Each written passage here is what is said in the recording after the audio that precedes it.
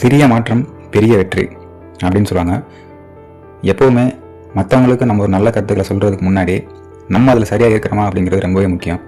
அதனால் இதில் நீங்கள் நினைக்கிற அளவுக்கு மிகப்பெரிய நபர்களின் வாழ்க்கை வரலாறு அதெல்லாம் எதுவுமே இருக்காது. இந்த வீடியோவில் நான் என்னோடய ரியல் லைஃப்பில் மாற்றிக்கிட்ட ஒரு சின்ன விஷயத்தை பற்றி தான் உங்களோட ஷேர் பண்ணிக்க போகிறேன். ஸோ இந்த வீடியோ ஃபுல்லாக பார்த்துட்டு உங்களில் யாராவது ஒருத்தருக்கு அட்லீஸ்ட் ஒரு 1% மோட்டிவேட்டாக இருந்தது அப்படின்னா கமெண்ட்டில் உங்கள் கருத்தை சொல்லுங்கள். இப்போ நம்ம ஒரு விஷயத்தை மாற்றிக்கணும்னு நினைப்போம், ஆனால் அதை நாளையிலேருந்து மாற்றிக்கலாம் அப்படின்னு ஒவ்வொரு நாளும் தள்ளி போட்டுக்கிட்டே இருப்போம். ஒரு வேளை நம்ம அதை ஃபாலோ பண்ணியிருந்தாலும் ஒரு 5லேருந்து 6 நாள் கண்டினியூ பண்ணுவோம், மறுபடியும் அதை அப்படியே ஸ்டாப் பண்ணிடுவோம். இதுக்கு முக்கிய காரணம் என்ன அப்படின்னா, ஒன்று நம்ம டார்கெட் தப்பாக இருக்கணும், இல்லைனா அதில் நம்மளுக்கு சுத்தமாக இன்ட்ரெஸ்ட்டே இல்லாமல் எல்லோரும் பண்ணுறாங்க அதனால் நானும் பண்ணுறேன் அப்படின்னு மற்றவங்க செய்கிறதே நம்மளும் செய்கிறது தான் இதுக்கு முக்கிய காரணம். சரி, இப்போ நான் என்ன பண்ணேன் அப்படின்னா, இந்த 2025 ஸ்டார்டிங்கில் புக்கு படிக்கலாம் அப்படின்னு ஒரு 2 புக்கு வாங்கியிருந்தேன். அந்த புக்கு என்னோட கைக்கு வரதுக்கு முன்னாடி எப்படியாவது ஒரு 10 நாளில் 2 புக்கையுமே முடிக்கணும் அப்படின்னு பயங்கரமான ஆர்வத்தோடு இருந்தேன். பட் கைக்கு வந்ததுக்கப்புறம் நான் அதை படிக்கவே இல்லை. அதை ஒரு ஓரமாக பத்திரமா வச்சுட்டேன். அப்புறம் வழக்கம் போல் வேலைக்கு போயிட்டு வருவேன்.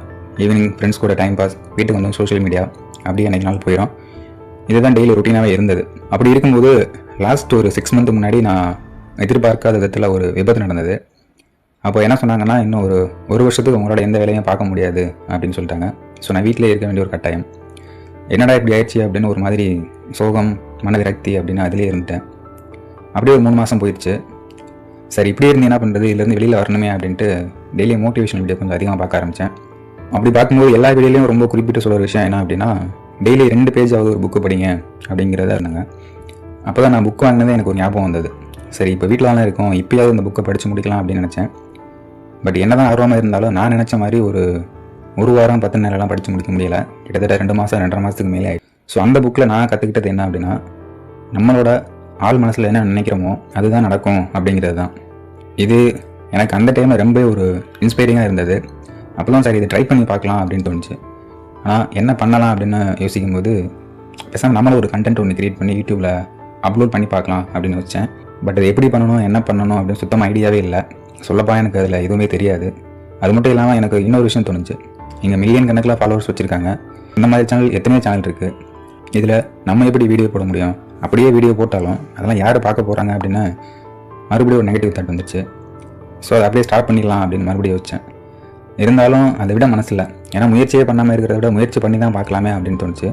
அதனால் நம்ம வீடியோவோட எடிட்டிங் மற்ற விஷயங்கள் இதெல்லாம் எப்படி இருந்தாலும் பரவாயில்ல, பட் நம்ம சொல்லுற விஷயத்த அட்லீஸ்ட் ஒரு 2 பேர் பார்த்தா கூட போதும் அப்படின்னு தோணுச்சு. ஸோ ஒரு வழியாக அதுக்கப்புறம் ஒரு 2 மாதம் கழிச்சு என்னோடய ஃபஸ்ட்டு வீடியோவை நான் லாஸ்ட் மந்த் அப்லோட் பண்ணியிருந்தேன்.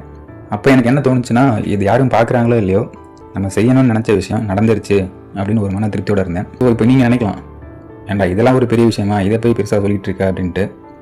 பட் இங்கே பெரிய விஷயம் சின்ன விஷயம் அப்படிங்கிறத விட நம்ம அதை செய்கிறோமா இல்லையா அப்படிங்கிறது தான் முக்கியம். ஏன்னா நமக்கு இருக்கக்கூடிய பயம், நம்மளால் இதெல்லாம் முடியாது அப்படிங்கிற நெகட்டிவ் தாட்ஸ், இது எல்லாமே நம்மளை எந்த வேலையுமே செய்ய விடாது. இதெல்லாம் தாண்டி நம்ம வரணும் அப்படிங்கிறது தான். ஆனால் உங்ககிட்ட சொல்லணும்னு நினச்ச ஒரு விஷயங்களும் உங்களோட இலக்குகளை அடையணும் அப்படின்னா அதை நாளைக்குன்னு தள்ளி போடாமல் இன்னிலிருந்தே கொஞ்சம் கொஞ்சமாக ட்ரை பண்ணிக்கிட்டே இருங்க. அப்படி நீங்கள் ட்ரை பண்ணும்போது அது நம்மளே மறந்தாலும் கூட நம்மளோட உள்ளுணர்வு அதை செய்ய சொல்லிக்கிட்டே இருக்கும். ஸோ இதுவும் நான் அந்த புக்கிலேருந்து கற்றுக்கிட்ட ஒரு விஷயம் தான். ஸோ நீங்களும் நிறைய புத்தகங்கள் படிங்க. அப்படி படிக்கும்போது நம்ம மனசுக்கும் சரி, நம்ம வாழ்க்கைக்கும் சரி, ரொம்பவே மாற்றத்தை தரக்கூடிய ஒன்றா இருக்கும். எப்போவுமே ஒரு சின்ன விஷயந்தான் மிகப்பெரிய மாற்றத்தை உண்டாக்கும் அப்படிங்கிறத மறந்துடாதீங்க. உங்களோட இலக்குகள் வெற்றியடைய என்னுடைய வாழ்த்துக்கள்.